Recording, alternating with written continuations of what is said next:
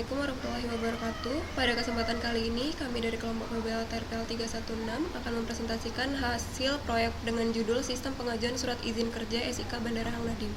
Sebelum memasuki pembahasan lebih lanjut, berikut kami sampaikan susunan anggota kelompok beserta pembagian tugasnya.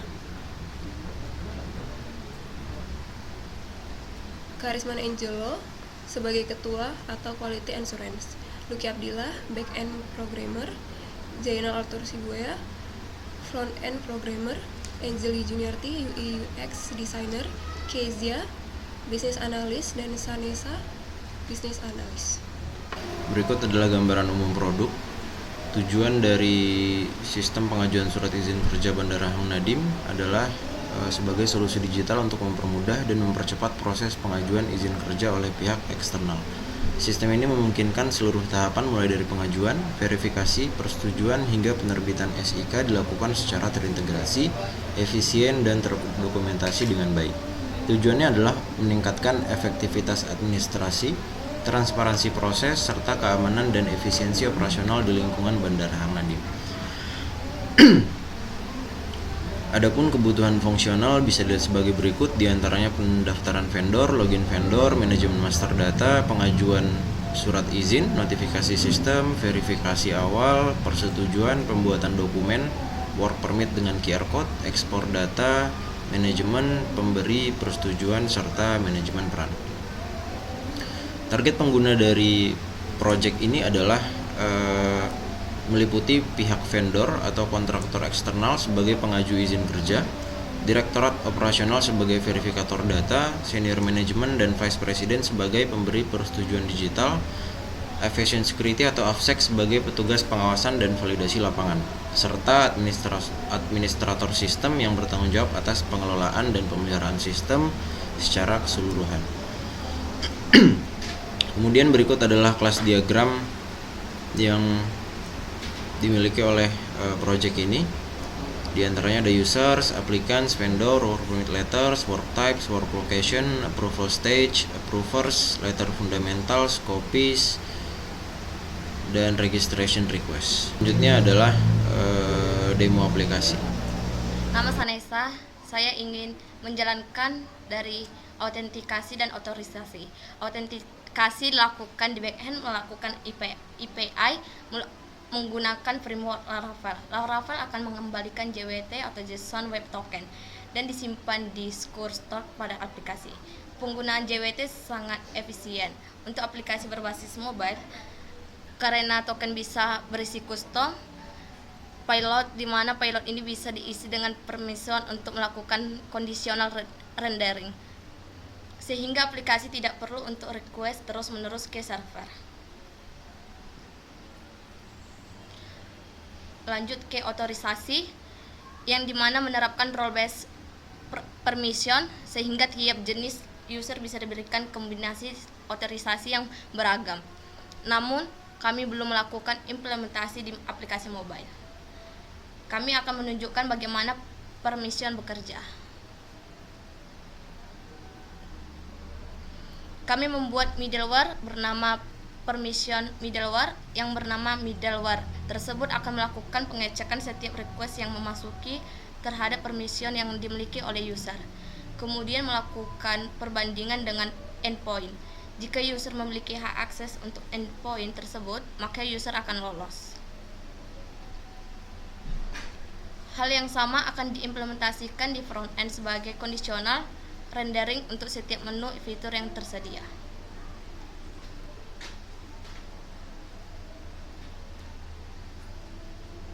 Nama saya Kezia Himawari.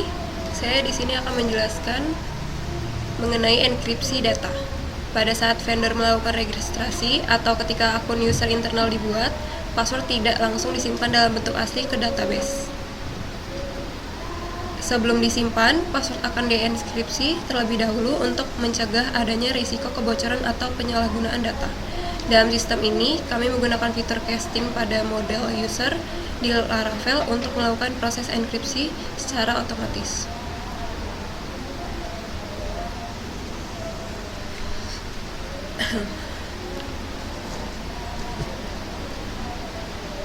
Di balik proses tersebut, Laravel menggunakan Bcrypt, dibaca Bcrypt, yaitu algoritma enkripsi berbasis Blowfish Cipher. Bcrypt bukan sekadar hash biasa, tetapi algoritma yang memang dirancang untuk khusus keamanan password. Karena prosesnya sengaja dibuat lambat sehingga sulit untuk di brute force, selalu menghasilkan hash yang berbeda meskipun passwordnya sama, berkat salt otomatis, dan relatif aman terhadap serangan GPU dan alat cracking otomatis. Dengan cara ini, password yang disimpan di database akan tetap aman, bahkan jika suatu saat database mengalami kebocoran. Nama saya Karisma Nanggala Maindi. Saya di sini akan menjelaskan tentang data integrity dan pengecekan hash. Dalam sistem ini, integritas data dijaga dengan memanfaatkan fitur constraint pada level database. Unique constraint diterapkan pada kolom email di tabel user untuk menjamin bahwa setiap akun bersifat unik.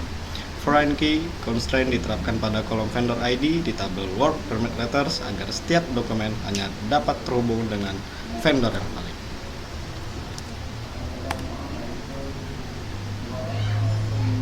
Yang kedua adalah level password 02. Untuk mewujudkan password level 2, Oke, saya Jenal Sugoya.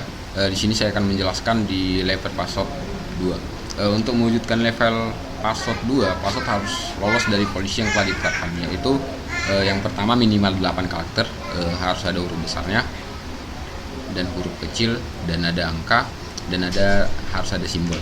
Kami menerapkan validasi di front end dan back end. Kami menggunakan regex untuk validasi kombinasi huruf, angka, dan simbol. Demikian.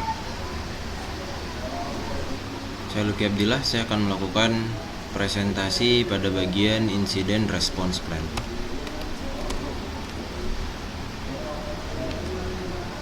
Incident Response Plan dapat dibagi menjadi beberapa tahap sebagai berikut. Yang pertama yaitu tahap identifikasi, dengan tujuan mengenali insiden secepat mungkin. Langkah yang dilakukan adalah monitoring log error pada Laravel. Kemudian tahap yang kedua ada containment, atau pembatasan dampak dengan tujuan mencegah penyebaran insiden. Langkah yang dilakukan adalah mematikan sementara akses endpoint atau akun yang mencurigakan. Backup database segera untuk snapshot keadaan terakhir. Bahkan jika dibutuhkan, kami dapat mematikan seluruh aplikasi, terutama aplikasi backend, dengan menjalankan perintah php artisan down. Kemudian tahapan yang ketiga adalah eradication atau pembersihan dengan tujuan menghapus sumber masalah. Langkah yang dilakukan adalah menghapus file berbahaya jika ada upload exploit, kemudian mengganti kredensial dan API keys yang bocor. Bisa dilakukan di mengganti environment pada file environment.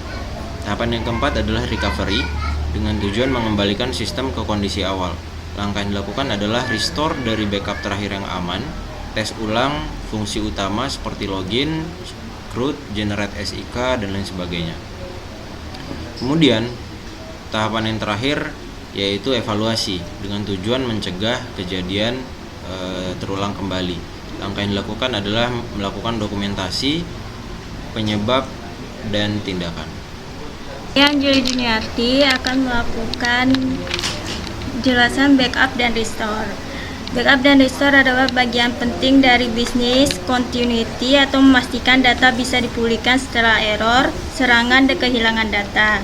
Saat terjadi serangan, langkah yang harus kami lakukan adalah melakukan backup database. Bisa dilakukan dengan manual melalui perintah MySQL dump atau membuat script terorganisir untuk mempercepat proses backup. Kami juga akan mempertimbangkan menggunakan backup seperti Laravel atau backup untuk melakukan backup dengan cepat dan mudah, yaitu dengan menjalankan perintah PHP artisan DB backup. Untuk melakukan restore, kami akan dapat melakukan metode manual, import file backup ke database, atau jika menggunakan library Laravel backup, cukup jalankan perintah PHP artisan backup restore untuk melakukan restore dari versi terbaru. Demikian presentasi yang dapat kami sampaikan mengenai sistem pengajuan surat izin kerja SIK Bandara Hang Nadiem. Kami berharap penjelasan ini dapat memberikan gambaran yang jelas mengenai tujuan, manfaat, serta proses kerja sistem yang telah kami kembangkan. Terima kasih atas perhatiannya. Wassalamualaikum warahmatullahi wabarakatuh.